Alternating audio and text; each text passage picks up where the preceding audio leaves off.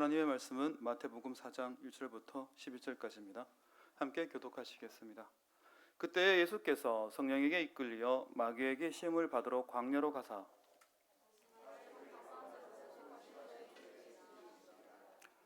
시험하는 자가 예수께 나와서 이르되 내가 만일 하나님의 아들이여든 명하여 이 돌들로 떡덩이가 되게 하라.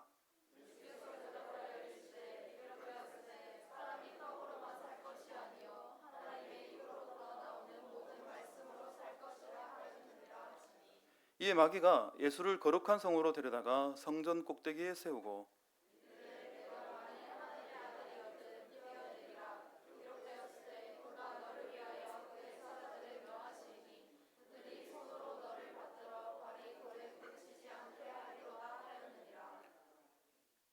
예수께서 이르시되 또 기록되었으되 주 너희 하나님을 시험하지 말라 하였느니라 하시니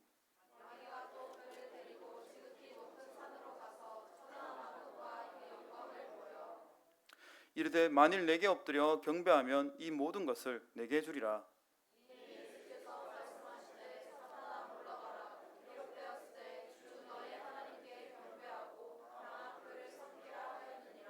함께 읽으시겠습니다. 이에 마귀는 예수를 떠나고 천사들이 나와서 수종드느니라. 아멘. 안녕하십니까? 3일밤 기도회에 오신 여러분을 환영합니다. 네. 아멘. 참 그러네요. 날이 갑자기 추워졌습니다. 그죠? 감기로 혹시 고생한 분은 계시지 않나라는 생각이 듭니다. 얼마 전에 뉴스를 보면서 이제 늦가을이 지나 겨울이 오고 있다라는 멘트를 봤습니다. 너무 충격이었습니다. 왜냐하면 내겐 가을이 온 적이 없었는데 어느 순간 이제 겨울이 오고 있네요. 매년 이제 제 어릴 때에는 이맘때쯤에 월동 준비를 했던 것 같아요. 혹시 이제 젊은 친구들 잘 모르겠지만 문풍지라고 혹시 알아요? 문풍지? 잘 모르죠, 그죠? 저희 어릴 때에는 이제 11월쯤인 것 같네요. 항상 부모님이 이제 철물점에 신부를 보내셔서 문풍지를 사서 이제 문마다 꼭꼭꼭 붙여서 이제 월동 준비를 했던 기억이 납니다. 그리고 연탄도 막 재워놓고 그렇게 했었거든요. 또 조금 더 추워지면 이불 같은 걸로 계량기도 막 싸고 그렇게 했었습니다. 지금도 아마 일반 주택에서는 그렇게 할 거라 생각을 하는데 이제 기술이 많이 발달돼서 이중창을 달던가 아니면 예열 코일 같은 걸로 그런 어려움들을 다 대처하고 있습니다.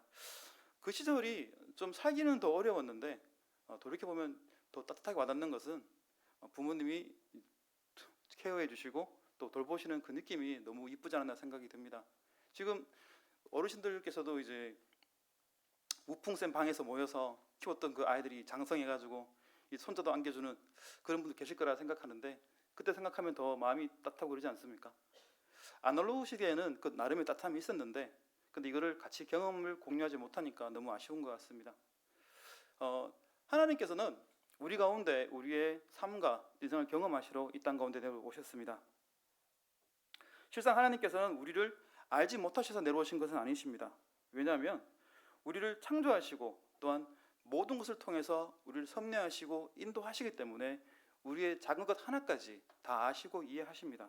그러나 그럼에도 불구하고 우리와 함께 인생으로 사셨던 것은 오직 우리를 사랑하셨기 때문입니다.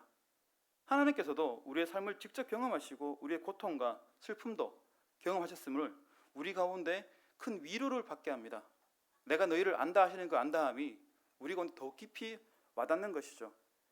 히브리서 4장 15절에는 우리에게 있는 대제사장은 우리의 연약함을 동정하지 못하실 이가 아니요 모든 일에 우리와 똑같이 시험 받으신 이로되 죄는 없으시니라 라고 말씀하십니다.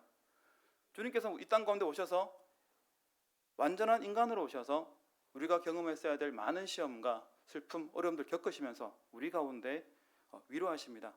나 또한 너희를 안다고 말씀하십니다. 그러나 이미 이 삶 가운데 우리가 큰 격려를 받고 은혜를 받게 되는 것입니다. 또한 우리는 피조물로 하나님을 볼 수가 없습니다. 우리는 하나님으로부터 나왔기 때문에 하나님을 볼 수가 없습니다. 그러나 오직 우리 가운데 임하신 예수 그리스도를 통해서 하나님이 어떤 분이신지를 알게 하십니다. 이것이 우리의 가장 큰 은혜입니다. 사람은 언제나 범죄하고 하나님을 떠나 살아가려고 하지만 하나님의 그 신실하신 사랑은 창조 때부터 지금까지 우리의 많은 범죄에도 불구하고 끝까지 붙잡고 지금까지 역사하고 오셨습니다. 병든 자를 치유하시고 또 그리고 짧은 인생을 살아가면서도 서로 네가 올리 내가 올리 싸우는 그 사람들을 책망하시면서 그리고 하늘 높이 자기의 영광의 탑을 쌓으려는 사람들을 나무라시면서 주님께서 우리 가운데 말씀을 가르치시고 삶이 어떻게 해야 할지를 말씀하셨습니다. 그것은 단순히 우리의 죄를 용서하셨다. 그리고 단순히 우리가 하나님과 교통하게 하였다. 구원받는다. 그런 말씀들이 아니라 우리가 살아가는 매 순간의 삶 가운데 하나님의 백성으로 살아갈 수 있는 계기를 주신 것입니다. 말씀을 깨닫게 하시고 성령 하나님께서 인도하심으로 깊은 뜻 가운데 알게 하시고 살게 하셨습니다. 이 은혜를 더욱 깨달으시기를 축복합니다. 오늘 본문은 주님께서 공생애를 시작하면서 사탄으로부터 시험 받으신 것으로 시작합니다. 우리가 어떻게 이 일을 생각해야 하는지 또 하나님의 백성으로 어떻게 살아야 하는지를 예수님께서는 시험을 통해 우리 가운데 보여주셨습니다.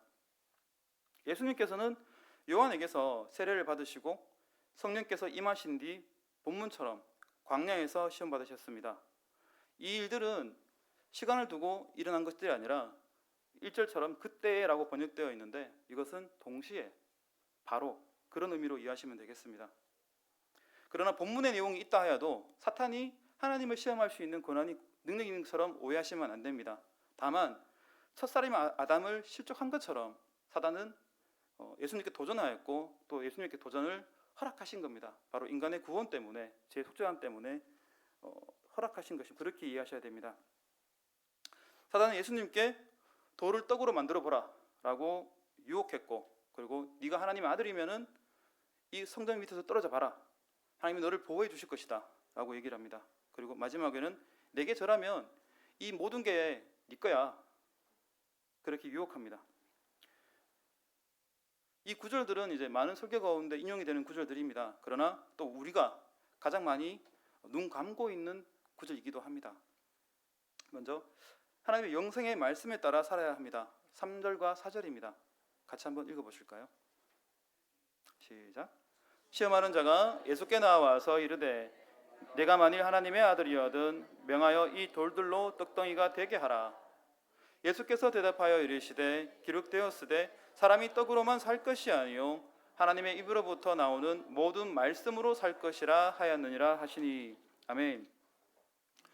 본문의 사탄은 예수님께 떡을 한번 만들어 봐라 이렇게 얘기를 하십니다. 예수님께서는 물론 떡을 만들 수 있는 능력이 있으셨습니다. 우리는 때로 하나님의 능력을 잊고 살 때가 있습니다. 하나님께서는 천지를 창조하신 하나님이십니다. 그 하나님께서 돌로 떡을 만드든 장님을 눈뜨게 하든 그리고 죽은 자를 살릴지라도 하나님께서 이미 그보다 더 큰 일을 행하셨습니다. 돌을 떡으로 만드는 것 정도는 아무것도 아니실 뿐더러 주님께서는 그 이상도 가능하시죠. 그러나 그럼에도 불구하고 사탄이 유혹하고 미혹할 때 뭐 그 정도쯤이야 내가 뭐 해주지 그렇게 하지 않고 오히려 사탄에게 말씀을 따라야 한다고 대답하셨습니다. 주의 말씀을 따라 사람이 떡으로만 살 것이 아니오 말씀하시면서 그렇게 사탄에게 훈계를 하신 것이죠. 그런데 이렇게 말씀하신 것은 주님께서 배가 고프지 않았다고 였기 때문은 아닙니다. 이전에서는 분명히 40일 금식 후에 주님께서 줄이셨다라고 말씀하고 있기 때문입니다. 그러나 그 배고픔은 단순한 육신적인 배고픔은 아니셨던 것 같습니다. 우리 가운데 또 교회의 많은 분들 중에서 40일 동안 금식하신 분들을 얘기를 들어보면은 처음 3일 동안은 정말 배고프고 힘들고 하지만 이제 어느 정도 몸 안에서 적응이 되게 되면은 지방이 분해되면서 배고픔은 덜해지고 오히려 집중하게 된다고 얘기를 합니다. 그러나 이게 시간이 지나서 3주, 4주가 되고 이제 40일 가까이가 되게 되면은 체력이 극도로 떨어지면서 이제 생명의 위기까지 찾아온다라고 얘기를 하더라고요. 그 말씀처럼 예수님의 이때는 육신적으로 정말 취약할 때였습니다.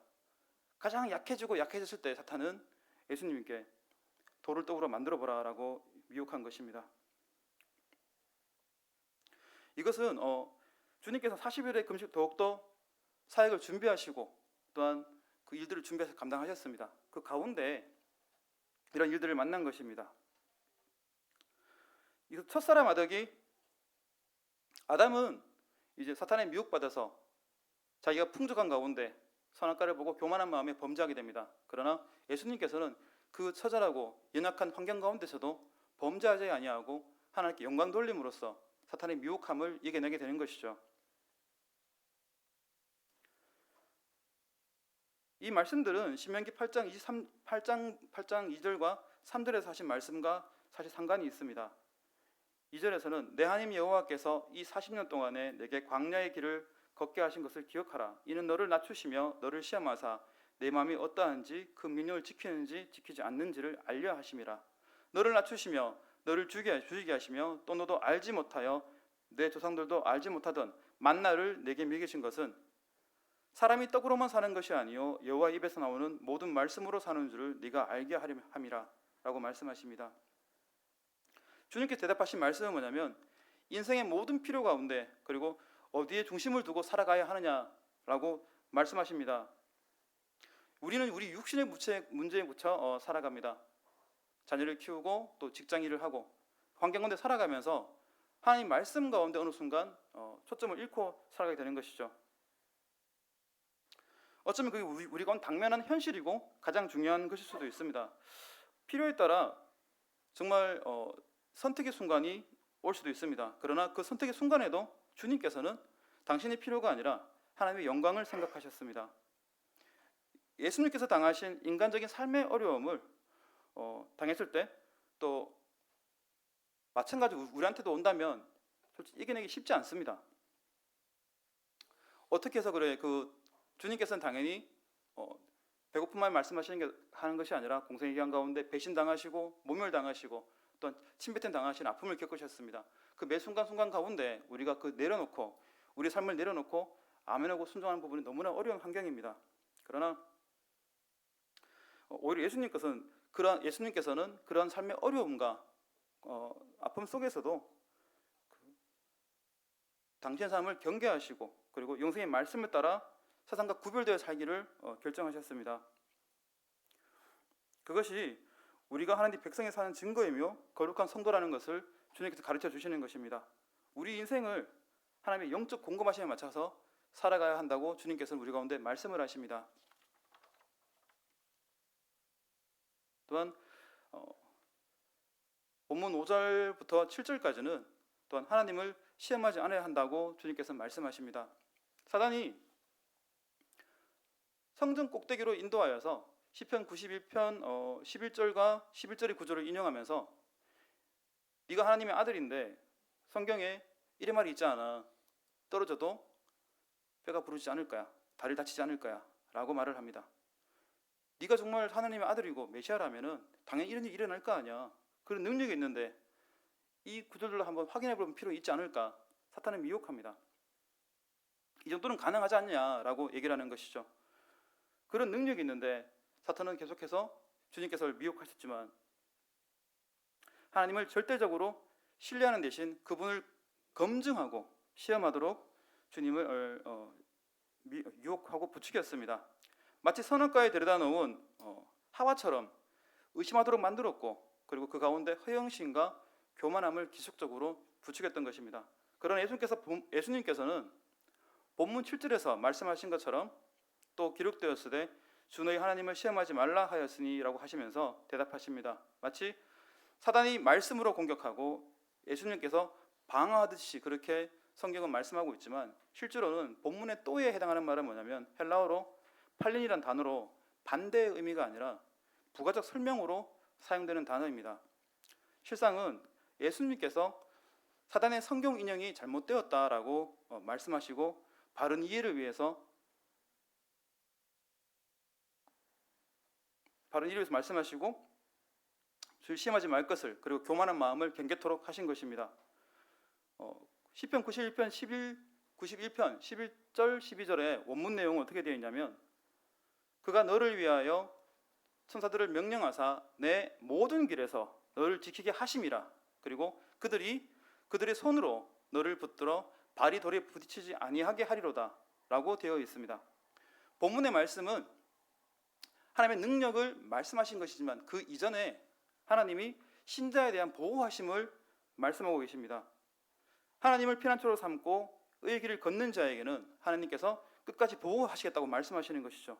그러나 사탄은 하나님께서 지키시는 은혜에 집중하도록 하는 것이 아니라, 보호하시는 은혜에 집중하도록 하는 것이 아니라 발이 돌이 부딪히지 아니하리라, 능력에 포커스를 맞춰서 얘기를 하고 미혹합니다. 그리고 그 하나님의 능력을 시험하도록 유도하는 것이죠. 그러나 주님께서는 그 하나님에 대한 시험 자체가 잘못되었다고 말씀하시는 것입니다. 하나님 우리 창조주이시고 우리가 하나님을 시험할 위치에 있지 않습니다. 그럼에도 불구하고 사탄은 예수님께 그리고 연약해진 상태 가운데 하나님을 시험해라, 유혹해라, 미혹하고 있습니다. 결국 그 일들 가운데 주님께서 우리 가운데 하신 말씀은 하나님은 시험받지 아니하시는 분이시다고, 시험할 수 없는 분이시라고 말씀하시는 것입니다. 사탄은 교만 미혹으로 하나님에 대한 신뢰를 무너뜨리려 했지만, 그러나 주님께서는 너희 하나님을 의지하고 신뢰하라고 말씀하시는 것입니다. 먼저는 하나님의 능력을 시험하지 말아야 됩니다. 성경 가운데는 하나님의 능력을 시험한 사람들이 많이 나옵니다. 마사에서는 모세와 물 문제로 싸우게 되었고, 또한 기드온은 양털 뭉치로 하나님을 시험하게 됩니다. 또한 히스기야는 하나님을 시험하여서 해가 앞으로 갈 것이 아니라 뒤로 가야 한다고 얘기를 했습니다. 또한 사사 입다는 하나님을 시험하여서 자기 집에서 나오는 가장 먼저 된 사람을 죽이겠다라고 약속을 하게 되죠. 서원을 하게 됩니다. 그러나 그 결과로 기드온은 자녀 70명이 한 자리에서 다 죽게 됩니다. 그리고 히스기야는 그의 범죄함으로 이스라엘 백성이, 유다 백성이 바벨론 포로로 끌려가게 만듭니다. 또한 사사 입다는 그의 잘못된 서원으로 자기 딸을 죽이게 되는 것입니다. 우리가 아버지라 부르고 우리가 필요할 때 간절히 부르지만 반드시 유의할 건 뭐냐면, 하나님은 살아계시고 우리를 살펴보신다는 것입니다. 다윗 왕을 기억하시길 바랍니다. 우리는 다윗을 위대한 왕으로 생각하고 놀랍게 보지만 하나님께서는 다윗의 삶 가운데 다윗이 범죄한 것들을 모든 것이 다 받아내셨습니다. 우리아를 죽였던 범죄로부터 하나님께서는 그 가족 가운데 칼이 끊이지 않게 하셨고, 결국에는 이스라엘을 북이스라엘 남유다로 나누셨습니다. 하나님은 다윗을 사랑하셔서 그 죄를 용서하셨지만, 그러나 죄에 대한 대가는 세상 가운데 반드시 물으셨던 것입니다. 우리가 하나님을 시험하고도 잘 살 수 있을 것이라고 생각한다면 그 대단히 큰 어리석은 사람입니다. 우리의 삶을 필요를 떠나서 하나님께 낮은 마음으로 하나님 이렇게 해주시겠습니까? 라고 시험할 말이 아니라 오직 간구함으로 기도할 수 있기를 축복합니다. 또한 하나님의 은혜를 시험하지 말아야 됩니다. 때로 우리는 왜 이런 일이 일어나는지 이해할 수 없는 고난들을 경험합니다. 내게 오는 어려움으로 인해서 정말 하나님께서 살아계신가? 왜 이렇게까지 하시는가? 라고 생각이 들 때가 있습니다. 그러나 그렇게 생각하는 것은 내가 착하게 살았으니까, 내가 교회에 헌신하고 헌금도 많이 하고 또 많은 기간에 봉사했으니까 내게 당연히 복을 주실 거야 라고 하는 그런 생각에서 출발한 것입니다. 근데 정말로 그러한 복을 우리에게 주시는 것을 우리가 당연히 요구할 수 있는 자격이 있을까요? 우리가 했던 많은 헌신과 노력은 실상 하나님께 무슨 소용이 있습니까? 그것이 의미를 가지는 것은 뭐냐면 그 노력과 헌신들이 하나님께서 기뻐 여기시니까 그게 의미가 있는 것입니다. 의로운 욥도 마찬가지로 그런 입장에 있었습니다. 욥은 나는 공의롭게 살았는데 이러한 불행이 일어난 이유를 나는 알 수 없다.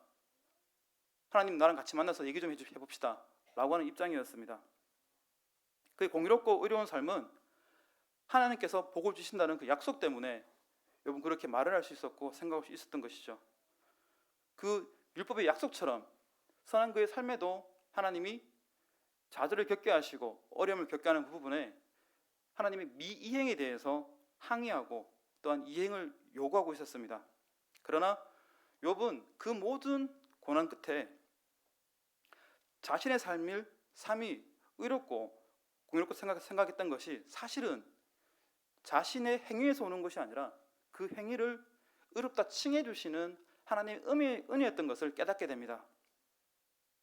즉 자신의 행위가 아니라 오직 하나님의 은혜가 욥을 의롭다고 말씀하시는 것이었습니다. 그리고 그것을 깨닫게 하신 하나님의 섭리하심 안에 우리가 열심히 하더라도 하나님께서 우리 가운데 복을 주시던 안 주시던 하나님께서는 언제나 찬양받으셔야 되고 또한 경배받으실 분임을 욥은 얘기하고 있습니다. 즉 우리에게 주시는 모든 것이 우리의 공로가 아니라 오직 하나님의 은혜의 선물이고 긍휼히 여기심이라는 것입니다. 만약 우리 가운데 복을 안 주시더라도 그건 당연한 것입니다. 그 안에 있는 우리는 알 수 없는 필요로 우리 가운데 고난을 준다 하시더라도 그 고난의 기쁨이 되는 것은 뭐냐면 그 일로 하나님을 만나게 하고 우리 가운데 죄를 돌이킬 수 있기 때문입니다. 오직 하나님께서 우리를 향한 선하신 계획을 신뢰하고 또한 의심하지 않으시기를 축복합니다. 주님께서는 이 일들을 통해서 말씀하십니다. 하나님을 시험하지 말라. 그 말 가운데는 바로 하나님을 신뢰하라라고 말씀하시는 것입니다. 8절부터 10절까지는 주님께서 오직 하나님께 경배하고 다만 그분을 섬겨라라고 말씀하십니다. 사탄은 메시아의 사역을 이제 세상을 통치하고 왕처럼 살아가는 그런 것으로 사탄은 이야기를 합니다.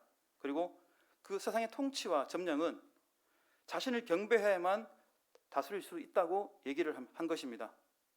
내게 경배하라. 그러면 내가 이것을 다 네게 주겠다고 한 것은 뭐냐면 바로 사탄의 세상적인 부와 권력이 바로 세상을 통치하는 데 쓰이기 때문입니다. 성경에서도 메시아의 사역은 세상을 통치하고 군림하는 것으로 묘사하십니다. 특히 예수님의 제자들도 사도행전 가운데 주님께 묻습니다. 주께서 세상을 회복하실 때가 이때입니까? 라고 묻게 됩니다. 그러나 그리스도께서 감당하신 사역은 왕으로 통치하셨지만 그러나 사단이 알고 사람들이 원했던 그런 통치와 다스림이 아니셨습니다. 육신적으로는 오히려 성도들을 죄와 또한 사망에 구원하기 위해서 당신의 생명을 내어놓으신 것입니다. 그거는 세상적인 관점에서는 그리고 인간적인 생각으로는 오히려 실패하고 또 승리라고 볼 수 없는 것입니다. 사탄은 그래서 주님께 내게 경배해야만 이 세상을 통치할 수 있다라고 미혹했습니다.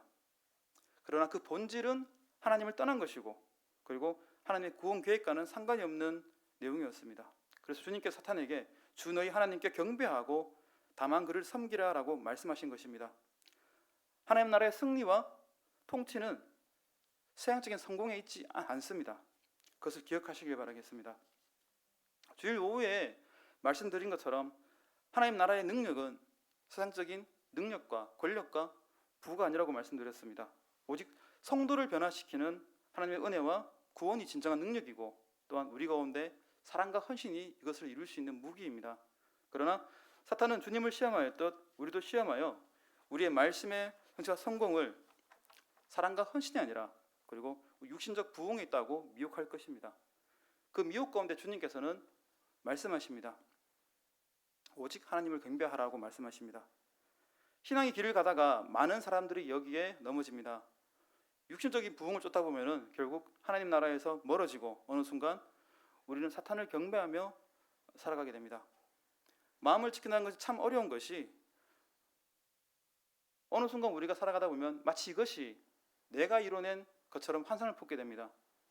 내가 많은 성도를 모았고 교회를 세웠고 내가 많은 사람을 전도를 했고 또한 내가 어떤 사람을 치유하였고 그러나 그 모든 것 가운데 나타난 것은 하나님 그 사람을 쓰셨기 때문입니다.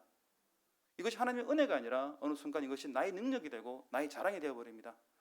너무나 안타까운 것은 사탄은 그 일들 통해서 우리 가운데 하나님이 아니라 내게로 집중하도록 만듭니다. 결국 하나님을 떠나게 만드는 것이죠. 주님께서 사탄을 물리치신 말씀을 기억하시길 바랍니다. 세상의 부와 권력과 명성 또한 사람들로부터 인정에 목말라 하지 마시고 오직 주께서 우리 맡기신 일에 최선을 다함으로 하나님만을 경배하시기를 축복합니다. 말씀을 맺겠습니다. 오늘 빨리 마치네요. 네. 예수님을 시험하였던 그 사단은 우리 또한 성전 꼭대기에 세워둘 것입니다. 이것은 꼭 절박하고 어려운 환경에 내몰린다라고 말씀드리는 것이 아닙니다. 하나님을 시험하는 자리고, 그리고 말씀을 의심하는 자리에 여러분은 서게 될 것입니다. 그 자리에 이미 아담과 하와를 세웠고, 그리고 그들 가운데 허영과 교만함으로 결국 무너뜨렸습니다. 우리 또한 우리 육신적인 욕망으로, 그리고 우리의 주관적인 신앙으로, 그리고 우리의 교만한 마음으로 우리를 하나님을 시험하도록 내멉니다. 그러나 이 모든 시험 가운데 주님께서 먼저 하셨고, 우리 가운데 무엇이 답인지를 보여주십니다. 오직 우리의 마음을 하나님께 두고, 그리고 공급해 주신 은혜에 초점을 맞춰 살아가시기를 축복합니다. 그리고 하나님을 신뢰함으로 살아가시길 축복합니다. 우리의 육신적인 성공이 아니라 우리 안에 일하시는 하나님의 은혜를 자랑하고, 그리고 나를 변화시키신 하나님의 은혜를 자랑함으로 온전히 하나님께만 경배드리는 성도로 살아가시길 축복합니다. 기도하시겠습니다. 사랑이 많으신 하나님, 자비하신 아버지, 너무나 감사드립니다. 3일밤 수요 기도회 가운데 말씀을 듣게 하시고 우리를 돌아보게 하신 은혜에 감사드립니다. 삶의 모든 것 가운데 우리의 연약함을 주께 내어놓으니 성령의 인도하심으로 하나님을 신뢰함으로 살아갈 수 있도록 인도하여 주시옵소서. 오직 하나님께만 경배하며 살기를 원합니다. 돌보시고 도와주시옵소서. 감사하며 우리 주 예수 그리스도 이름으로 기도했습니다. 아멘.